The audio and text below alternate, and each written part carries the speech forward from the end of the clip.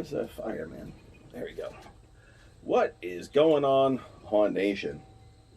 T? And yeah, just a quick video. Well, quick-ish. We tried to give you a video review of the was it Robert's Revenge? No, The Curse. The Curse of Robert. Yeah, there's so many of these horseshit. Whatever the sequels, second, whatever the second in the series is. By date. Yeah, by date. But my fucking brilliant ass decided to record our last review of Field of Screams in 8K, which resulted in 25 gigabytes of video, which we there's just no more room to put the video, so that video was non-existent after we shot it. So we tried to review this friggin' shit of a movie, and I still got 2 minutes into it. Right, yeah, and had no idea that everything shut down, but right. That was its own whole fiasco. So no more of that. We'll just stick to regular. That's all right. Regular 4K. That's all right. These movies aren't consistent. Right. So yeah, buddy. Yeah. This is Dexter. If you can see him, he's my bud. So what are we smoking today? We are smoking AJ Fernandez San Lentano Small Batch. Sounds good. Speaking of consistent, AJ Fernandez has never disappointed. Yeah, I'm also a fantasy AO. Oh yeah, no, but I'm just saying one of the things that are very consistent is, yep. You know. And we are drinking Macallan Caribbean Reserve. Glenlivet.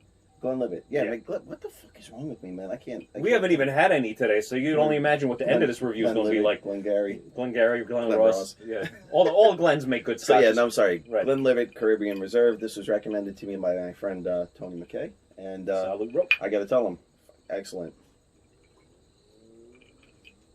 Goddamn. Yeah. And on that note, we're off to the races. We're off to the races. All right, so let's basically recap what this is. It's basically a based on a true story, quote unquote, about another possessed doll named Robert. I believe this one is in a museum in Florida right now, the real life thing. Yeah, and I believe the whole thing happened in Florida, although these movies take one was place in Britain, somewhere in one like was the UK, the UK somewhere. Very reminiscent of the Annabelle story, just not nearly as cool. Yeah, I believe I read that the Child's Play series, the Chucky thing, was loosely based on the Robert doll. Well, loosely is why the Chucky series is a lot better. Right.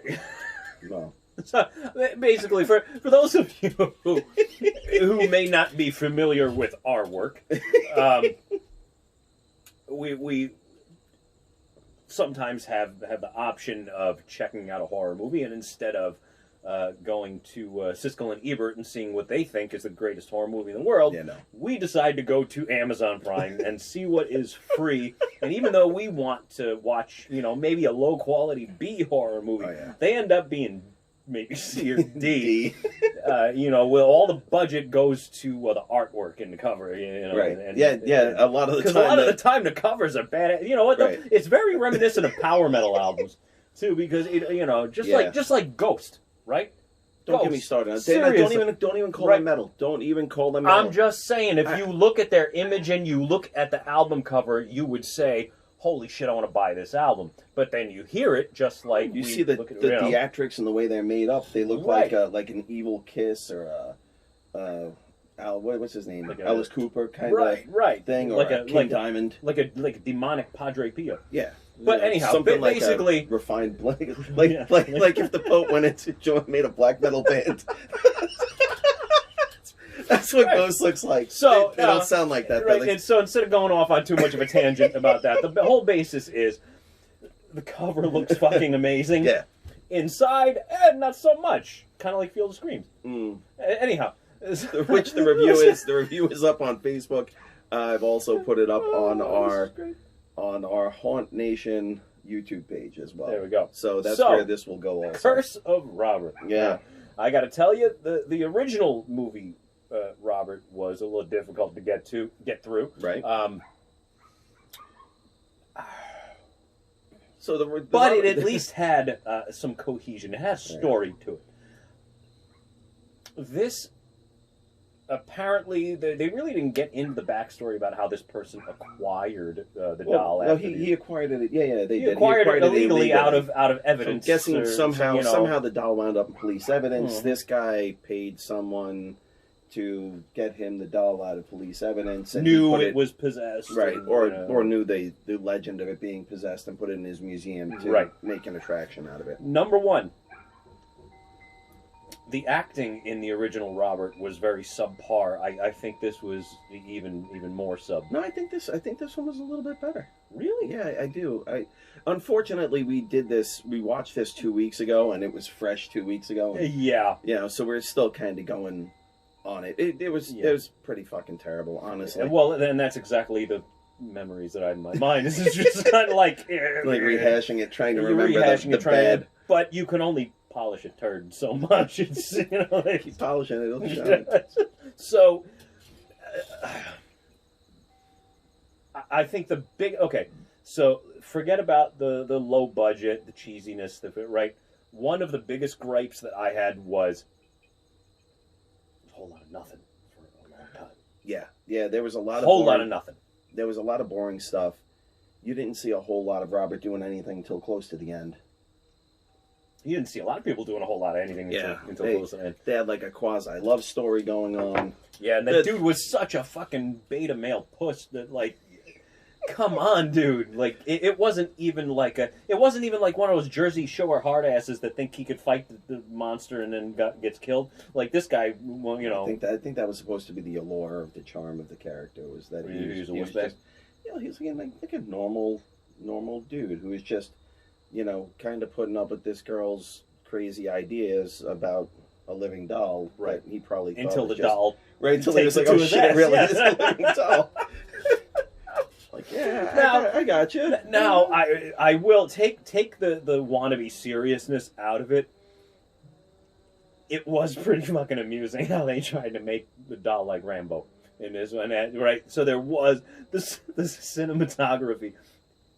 It's so outlandishly horrible that if you're anything like us, it's funny as fuck. Yeah, it was amazing. So you might not enjoy the movie for the reason the director and the writer was hoping you would enjoy the movie for, but you could definitely get another form of enjoyment out of it as well. But even for us, that was a little disappointing. The first movie was actually more enjoyable as a movie, as a mockery of whatever it was. We actually got more amusement out of just watching it and how bad it was. The one good thing about this one is the mother from the first one does have a cameo in the film. So there was a little bit of playover, a little cohesion. So, and she talks about, about the doll being haunted.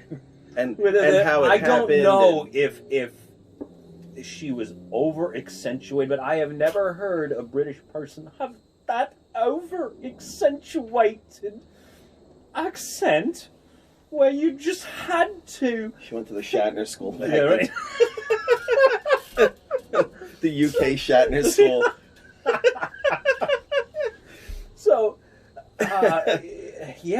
that's really it in a nutshell. Yeah. And the beauty of it is there are 4 more of these fuckers, which we're going to have to watch just because we're crazy. It did pay homage to some of the other types of films. Like, obviously the doll's now in a case in a museum, so now we got the Annabelle homage. There were like 1 or 2 more that I picked up on, but for the life of me, it's been a couple weeks. I can't remember. Right. But if you keep your eye out and your ear open, you'll be like, oh, there's a just Halloween reference. Right, there's a Chucky reference. Right. There are a couple of different references. Watch to the next movies. movie. They put the little fucker in overalls. Little Dead-Eye Willem Dafoe doll. Yeah. It's basically a Willem Dafoe with Forrest Whitaker eye. Yeah, so just one blind eye. The real doll, you can look it up on the internet. Looks absolutely nothing like the doll in the movie. It looks like the real one looks like a badly stitched Popeye or burlap Popeye. It doesn't look anything like it. Right. So, you will, like I said, you will find some amusement in it not necessarily for the reason. Right, and definitely the more boring of the two that we've seen so far. We can't say anything about the other 3 or 4. We'll definitely, because we're sick in the head, we got to finish the series, so we'll let you know. But that's about it. There's not much more we can really say about it. It was not a whole hell of a lot. No.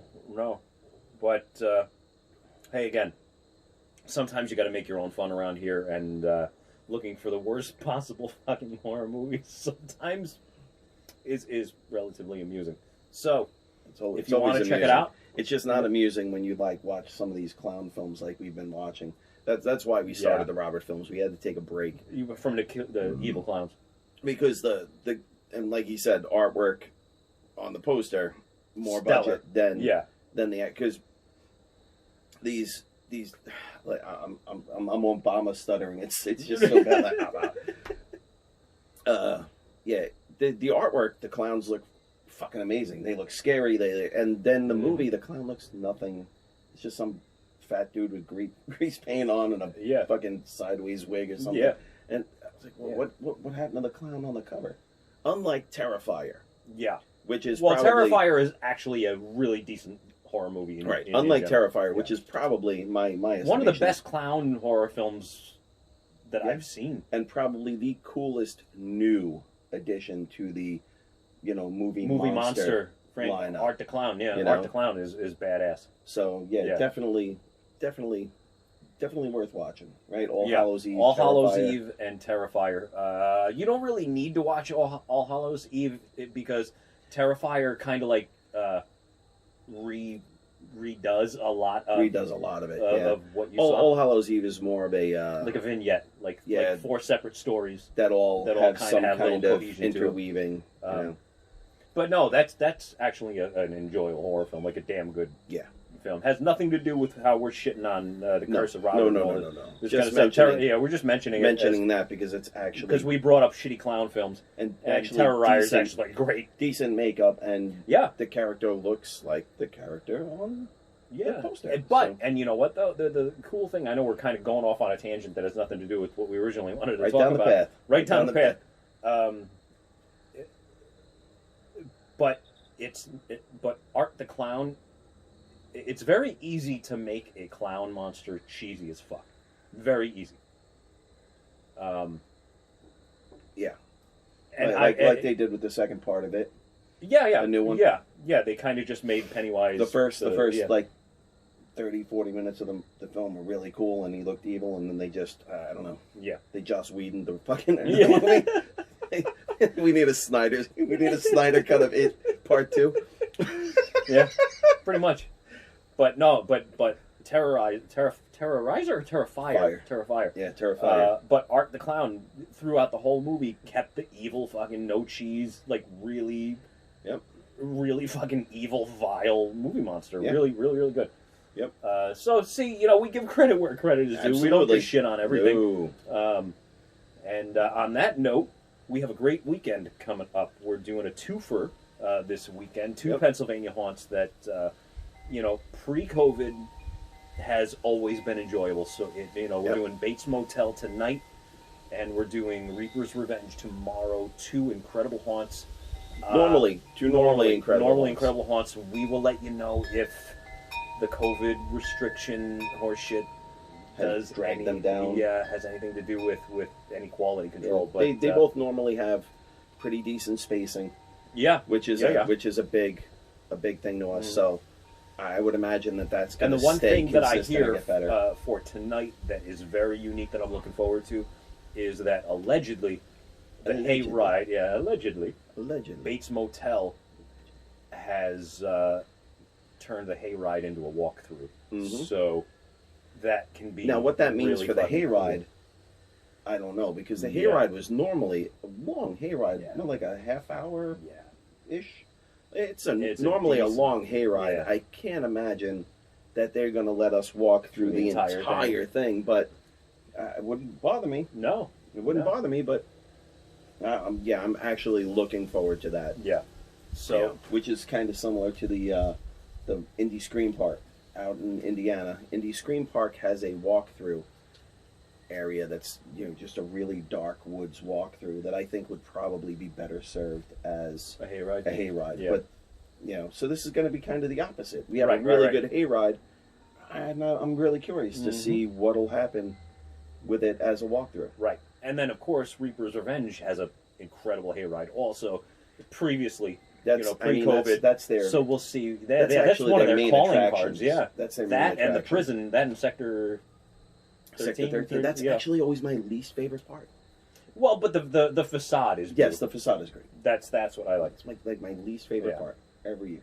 Well, and I actually enjoyed Blackout before they Blackout added, and Reaper's Revenge, right? not Blackout and New Reaper's York. Revenge. No, I actually enjoyed that more before they upgraded it, so to speak, because they kind of made it lighter. They took away some of the mystique of what Blackout was. No, see, I'm going to disagree on that because they just added a facade. They added a bit that you walk through.